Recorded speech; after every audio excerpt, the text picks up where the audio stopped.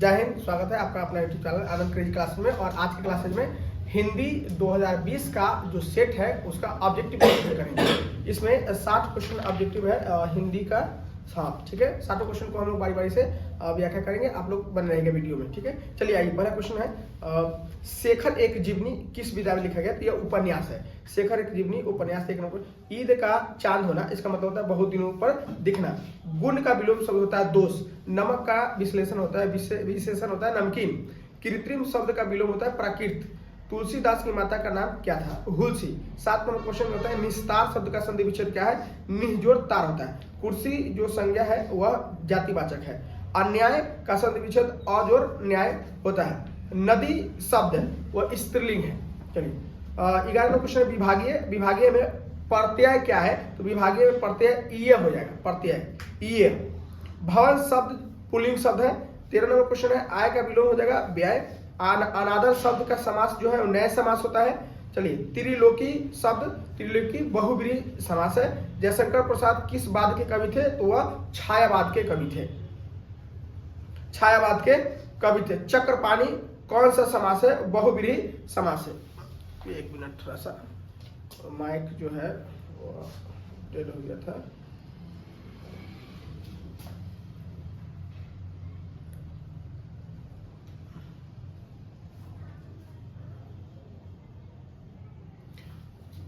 Mic में गड़बड़ हो गया। चक्रपाणी बहुब्रीहि समास है। आगे देखिए, जो स्त्री अभिनय करती है उसके लिए एक शब्द आता है अभिनेत्री। प्यारे नन्हे बेटे को कविता में किसका प्रतीक माना गया है? लोहा का किसका प्रतीक है? तो लोहा कर्म का प्रतीक होता है।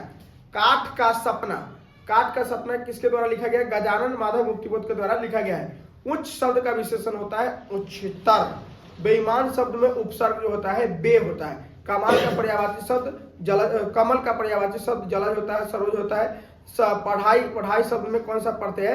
आई प्रत्यय है। शिवा बावनी यह 52 मुक्तकों में लिखा गया है। 26 नंबर गिरा हुआ के लिए एक शब्द होता है, जो गिरा हुआ व्यक्ति रहता है उसके लिए एक शब्द आता है पतित। आगे देखिए 27 नंबर क्वेश्चन, अपमान शब्द का विलोम जो होता है वह सम्मान होता है। गैंग्रीन क्या है? वो एक बीमारी है। आंखों के सामने के लिए एक शब्द आता है जो प्रत्यक्ष होता है, वो आंखों के सामने होता है। तार सप्तक जो है अज्ञे जी इसका संपादन किए थे। 31 नंबर, कवितावली के रचनाकार जो है वो तुलसीदास है। 32 नंबर क्वेश्चन है तुम्हें क्या चाहिए? यह जो प्रश्नवाचक यह सर्वनाम है। चलिए 33 नंबर, जाति शब्द का विशेषण क्या होगा? तो यह जातीय हो जाएगा। आलस का विशेषण क्या होगा? आलसी हो जाएगा। यथा समय समास से अव्ययी भाव, यथा समय रहे, ठीक है ना, यथा संभव रहे, अव्ययी भाव समास में आता है। जयशंकर प्रसाद, जयप्रकाश नारायण को किसका दलाल कहा गया है? तो यह अमेरिका का दलाल कहा गया है। 37 नंबर क्वेश्चन है उच्चारण शब्द का संधि विच्छेद। उच्चारण उत्जोड़ चारण होता है। 38 नंबर क्वेश्चन, जगदीश चंद्र माथुर का जन्म जो हुआ था वह 16 जुलाई 1917 को हुआ था। 39 क्वेश्चन देखिए, युद्ध और शांति की समस्या पर लिखा गया काव्य कृति कुरुक्षेत्र है। 40 नंबर क्वेश्चन क्या कहता है उसको देखिए, अर्धनारीश्वर किस विधा से संबंधित है? तो यह निबंध है, एस्से है अर्धनारीश्वर। उषा शीर्षक कविता के कवि कौन है? शमशेर बहादुर सिंह। 42 नंबर क्वेश्चन, भगवान श्री कृष्ण किस कवि के पूज्य थे? यह सूरदास के पूज्य थे। चलिए, अंधे की लकड़ी का मुहावरा अर्थ होता है एकमात्र सहारा। 44 नंबर क्वेश्चन, पुस्तक शब्द संज्ञा क्या है? यह जातिवाचक संज्ञा है। अल्पायु शब्द का विलोम क्या होगा? दीर्घायु हो जाएगा। 46 नंबर क्वेश्चन, मलिक मोहम्मद जायसी किस परंपरा के कवि थे? तो प्रेमाख्यान काव्य, प्रेम मार्ग कवि आप कर सकते हैं, प्रेमाख्यान काव्य कर सकते हैं। 47 नंबर क्वेश्चन, सूरदास की कृति कौन सा है? तो सूर सागर सूरदास की कृति है। प्रतिदिन कौन सा समास है? प्रतिदिन अव्ययी भाव समास है। 49 नंबर क्वेश्चन, आम शब्द है, आम पुल्लिंग शब्द है। 50 नंबर क्वेश्चन, विनय पत्रिका की भाषा वह अंतर्वेदी है, ब्रज भाषा है विनय पत्रिका का। रोज कहानी शीर्षक के लेखक जो है वह हीरानंद सच्चिदानंद वात्स्यायन अज्ञे जी है, अज्ञे जी। निवास, 52 नंबर क्वेश्चन कहता है कि निवास में उपसर्ग क्या है? तो नी, निवास में उपसर्ग जो है वह नी है। आरेवा परेवा उदय प्रकाश की कैसी कृति है? यह कहानी है उदय प्रकाश जी का। 54 नंबर क्वेश्चन, अशोक वाजपेयी किस काल के कवि है? आधुनिक काल के कवि है। 55 क्वेश्चन है काठ मारना मुहावरा का अर्थ होता है स्तब्ध रहना।